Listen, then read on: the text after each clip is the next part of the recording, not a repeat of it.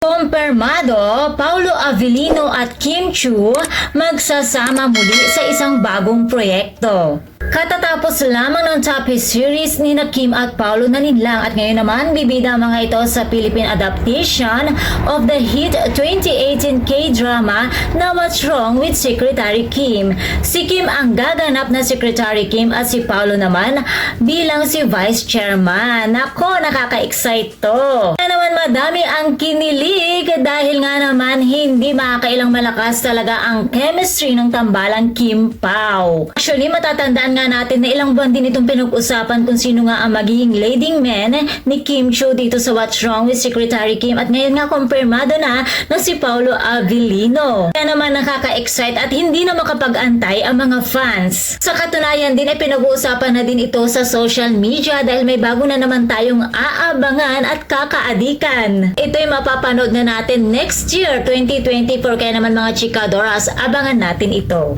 And please don't forget to like, share, and subscribe my channel. Thank you for watching!